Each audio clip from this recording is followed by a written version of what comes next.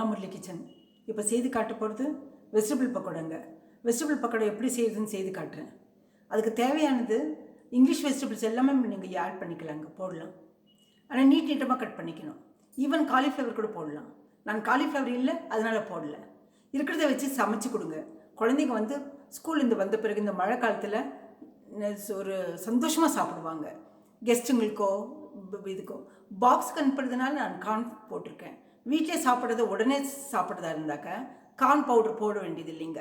சோள மாவு பேசாமல் நீங்கள் அரிசி மாவும் இதுவும் மைதாவும் மாவும் போட்டு செய்து கொடுத்தாலே போகும். கிறிஸ்பாக இருக்கும். ரொம்ப நேரம் இருக்கிறதுனால தான் நான் அந்த கார்ன் பவுடர் போட்டிருக்கேன். நான் ரொம்ப நேரம் கிறிஸ்பாக இருக்கணும்னு சொல்லிட்டு தான் டிஃபன் பாக்ஸ் கட்டுறதுனால ஸ்கூலுக்கு 3 hours வெயிட் பண்ணணும் இல்லைங்களா குழந்தைங்க சாப்பிட்றதுக்கு. அதனால அந்த கார்ன் பவுடர் போட்டிருக்கேன். இல்லைன்னா தேவையே கிடையாது. இப்போ எப்படி செய்கிறதுன்னு சொல்லிட்டு செய்து காட்டுறேங்க. நான் இப்போ வெஜிடபிள் பக்கோடா செய்து காட்டுறேங்க. அதுக்கு ஒரு கடாயில் வந்து ஆயில் ஊற்றி வச்சுருக்கேன். அது ஸ்டவ்வில் ஆன் பண்ணி வச்சுருக்கேன். நான் இப்போ மாவு கரைச்சி காட்டுறேங்க. நான் வெஜிடபிள்ஸ் கட் பண்ணி வச்சுருக்கேன். நான் வெஜிடபிள்ஸ் காட்டுறேன் பாருங்கள். பீன்ஸ் இந்த மாதிரி சின்ன சின்னதாக நேராக எடுத்து ஒரு ஸ்லிட்டு போட்டுங்க. ஒரு பாருங்கள், இலசாக இருக்கணுங்க பீன்ஸும். அது ஒரு கப் எடுத்து வச்சுருக்கேன். அதிகம் ஜனங்க இருக்கிறதுனால நான் கொஞ்சம் அதிகமாக செய்கிறேன். நான் நீங்கள் வந்து கம்மியாக செய்யுங்க. ஒரு 5 பீன்ஸ் 6 பீன்ஸ் இருந்தால் போகும் 2-3 பேருக்கு. பாருங்கள், கேரட் அதே மாதிரி சின்ன சின்னதாக நீட்டமாக கட் பண்ணி வச்சுருக்கு பாருங்கள். அப்போ தான் இங்கே சீக்கிரம் எண்ணெயில் பொரியும் இது. அப்புறம் பேபி கார்ன் போட்டிருக்கேன். காலிஃப்ளவர் போடல, ப்ரோக்கலியும் போடல. பேபி கார்ன் கட் பண்ணி பாருங்கள், 2 கட் பண்ணி வச்சுருக்கேன் நான். பார்த்தீங்களா, இந்த மாதிரி கட் பண்ணி வச்சுக்கோங்க. நீங்கள் அது எண்ணெயில் அது வந்து மாவில் போட்டு தொட்டு இது பண்ணலாம். அதுக்கு வந்து மைதா ஒரு கப்பு போடுறேன் பாருங்கள். மைதா ஒரு கப்பு, அரிசி மாவு அரை கப்பு, அப்புறமா சோள மாவு ஒரு பெரிய ஸ்பூன் இருந்தால் 2 ஸ்பூன் போடுங்க. 2 ஸ்பூன் சோள மாவு. கார்ன்ஃப்ளவர் பவுட்ரு, இதை கார்ன்ஃப்ளவர் பவுடருன்னு சொல்லுவாங்க. அது தமிழில் வந்து சோள மாவுன்னு சொல்கிறேன் நான். மைதா, ரைஸ் ஃப்ளாரு, அப்புறம் கார்ன்ஃப்ளவர் பவுட்ரு கூட வந்து ஒரு சில்லி பவுடர் கலக்கிடுறேன்.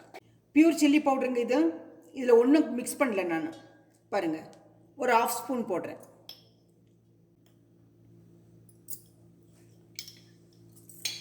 உப்பு போடலாம் பாருங்கள்.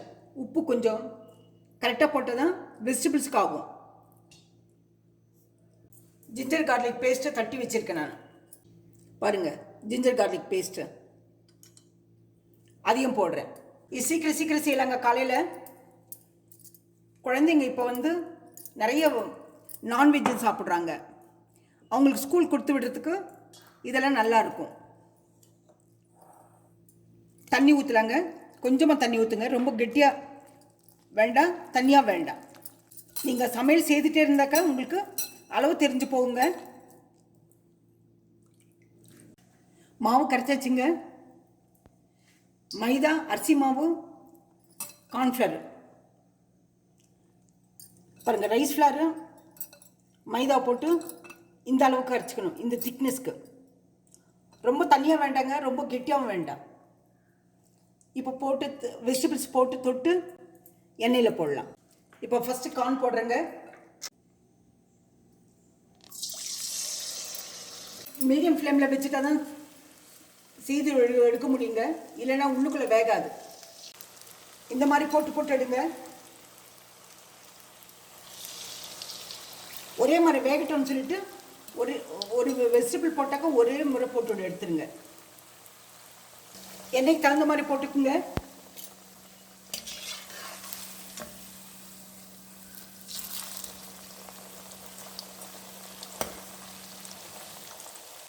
ரொம்ப ஹை ஃப்ளேமில் வச்சுட்டாக்க உள்ளுக்குள்ளே காய் வேகாதுங்க. உப்பு காரம் போட்டு ஜிஞ்சர் கார்லிக் பேஸ்ட் போட்டால் போடுங்க. இது அருமையாக இருக்கும். ஸ்கூல் பாக்ஸுக்கெல்லாம் அனுப்பலாம் குழந்தைங்களுக்கு. குழந்தைங்க யார் விரும்பி சாப்பிட்றாங்களோ காய்கறி விதவிதமாக செய்து கொடுங்க. அப்போ காய்கறி மேலே அவங்களுக்கு கொஞ்சம் ஆசை வரும். வெஜிடபிள் சாப்பிட்ணுன்னு சொல்லிட்டு. ஹை ஃப்ளேமில் வச்சா மேலே மட்டும் நல்லா இதாக இருக்குங்க, உள்ளுக்குள்ளே வெஜிடபிள் பாயில் ஆகாது. இந்த மழை காலத்தில் இதெல்லாம் செய்து கொடுத்தாக்க நல்லா இருக்குங்க, விரும்பி சாப்பிடுவாங்க குழந்தைங்க. இந்த கார்ன்ஃப்ளவர் போடுறதுக்கு சோள மாவு போடுறது எதுக்குனாக்க கொஞ்சம் கிறிஸ்பியாக இருக்குங்க, ரொம்ப நேரம் நல்லா இருக்கும், கிறிஸ்பியாக இருக்கும். வெறும் மைதாவும் இதுவும் போட்டாக்க, அரிசி மாவு போட்டாக்க கிறிஸ்பியாக இருக்கும், கொஞ்ச நேரத்தில் இதாகிடும். பீன்ஸ் மட்டும் இலசா எடுத்துக்குங்க. ரொம்ப நாராக இருந்தாக்க சக்கையாக இருக்கும், சாப்பிட முடியாது. சாப்பிட்லாம், ஆனால் சின்ன குழந்தைங்க மட்டும் சாப்பிட முடியும். கொஞ்சம் மேலே கோட் அது கொஞ்சம் ப்ரௌன் ஆன பிறகு எடுத்துடலாங்க. பாருங்க, அது நல்லா கலகலன்னு சத்தம் வரும்.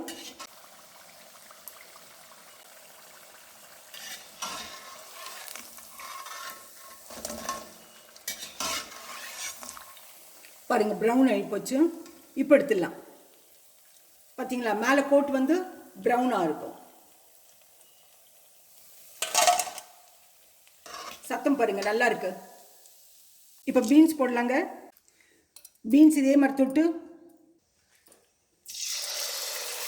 ஜிஞ்சர் கார்லிக் பேஸ்ட் கைக்கு அடிப்பட்ட பரவாயில்லைங்க, இந்த மாதிரி போட்டு எடுத்துடலாங்க. தொட்டு மாவு தொட்டு எல்லாம் வெஜிடபிள்ஸ் மிக்ஸ் பண்ணி போட்டோம்னா ஒரு காய் வேகும், ஒரு காய் வேகாதுங்க, அதனால தனித்தனியாக போடலாம்.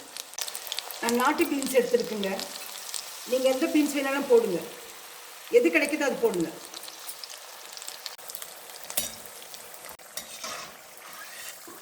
இப்போ பாருங்க, நல்லா கலகலன்னு சத்தம் வருது, ப்ரௌன் ஆகி போச்சு. இப்போ எடுத்துடலாங்க.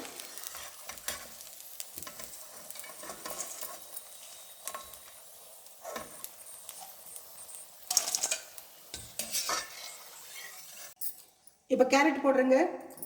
அதே மாதிரி நீட்டமாக கட் பண்ணி வச்சுருக்கு, சின்னதாக. கேரட் பெருசாக இருந்தாக்கா அது ஒரு 8 9 செய்யுங்க. எல்லா பக்கத்தில் நல்லா வேகட்டுங்க, அதனால் அதை திருப்பி விடுறேன் நான். இதுக்கு டொமேட்டோ சாஸ் வச்சு சாப்பிட்லாங்க, நல்லாயிருக்கும். இல்லைன்னா அப்படியே சாப்பிட்லாம், எப்படி வேணாலும் சாப்பிடுங்க. குழந்தைங்களாம் டொமேட்டோ சாஸ் கேட்குங்க, அவங்க கேட்குறது கொடுத்துருங்க, பரவாயில்ல. ஜங்க் ஃபுட் சாப்பிடாம வீட்டு சாப்பாடு சாப்பிட்டாக்கா எது வேணாலும் கொடுத்துடலாங்க.